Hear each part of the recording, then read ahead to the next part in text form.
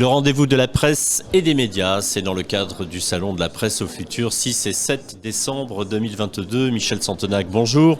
Vous êtes le directeur général de Mediangle, plateforme éditoriale et automatisation des flux de production. Absolument.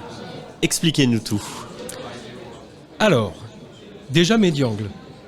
Qu'est-ce que Mediangle ? En fait, Mediangle, c'est une société que l'on a créée maintenant il y a une dizaine d'années, puisqu'on aura 10 ans au mois de février prochain. Vous êtes basé à Paris ? À Paris, absolument.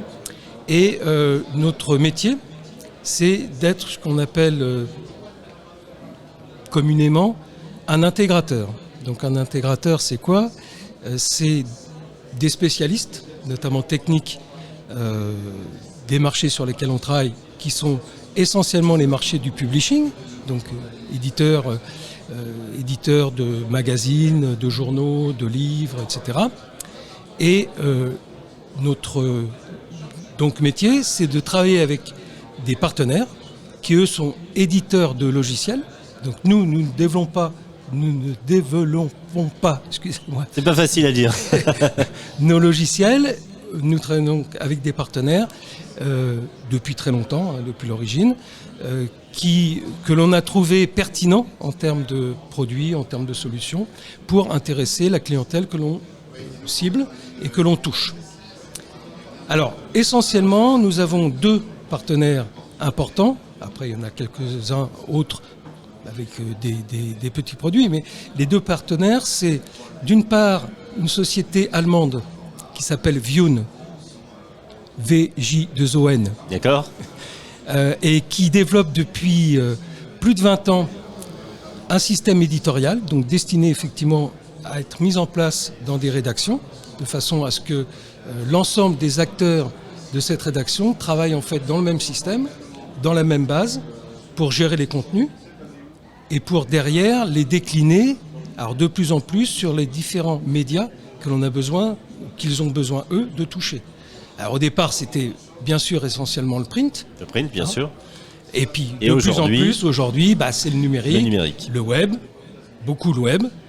Pas mal aussi de solutions pour aller sur des tablettes ou sur des smartphones, parce que ça aussi, c'est un moyen de lecture de plus en plus utilisé.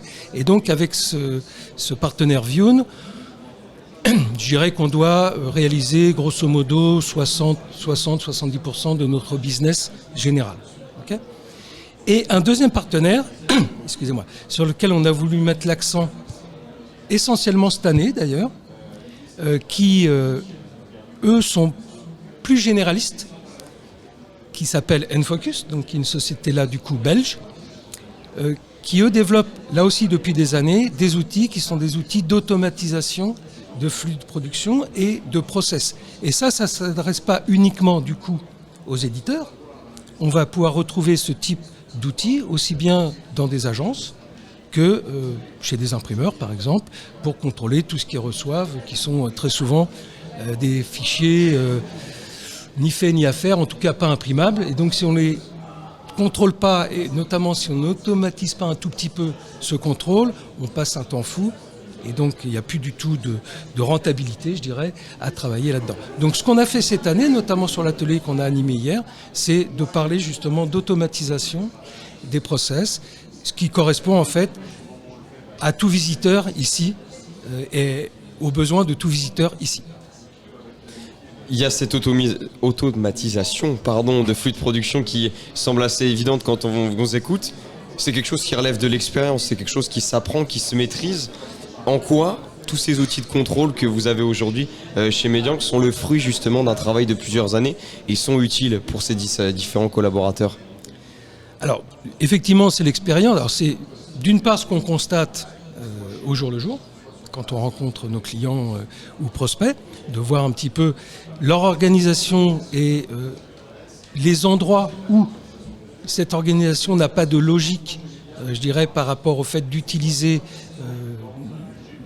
des opérateurs ou des êtres humains à faire du trafic de fichiers, par exemple. C'est aucun intérêt. L'intelligence artificielle peut rentrer en compte à ce moment-là. Là, on peut tout à fait, très aisément, qui plus est avec des solutions plutôt relativement simples, leur proposer, là où il y a des nœuds d'étranglement d'une part, et là où une intervention humaine n'a pas d'intérêt en tant que tel, de mettre un automate qui va permettre donc là il y a déjà un gain de temps et d'argent finalement ici. Exactement. Et gain de temps évidemment.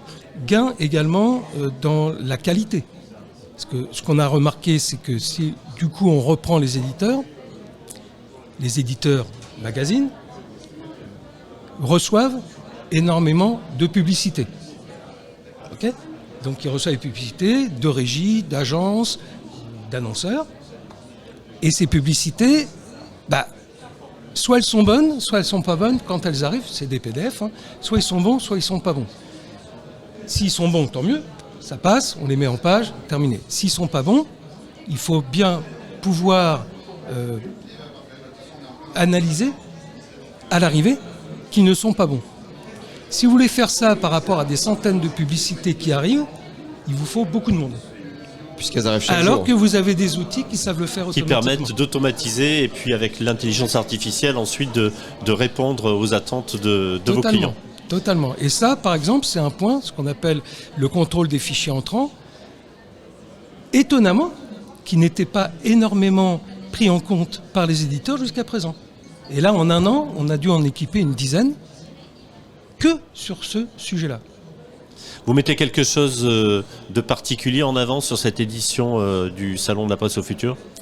Alors, on met effectivement en avant le côté automatisation, même si encore une fois, le gros de notre business... Oui, c'est quelque chose qui existe et qui est pérenne, qui existe depuis un certain temps et qui est pérenne. Et donc, ce qu'on essaye, c'est de mettre le doigt ou faire mettre le doigt à nos clients sur justement les besoins qu'ils pourraient avoir en interne, d'automatiser.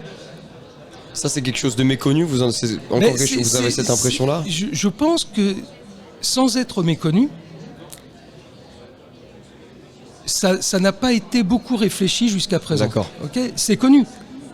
Alors pourquoi ? D'une part parce que jusqu'à il y a quelques années, il y avait un peu de monde chez ses clients pour faire les contrôles manuellement.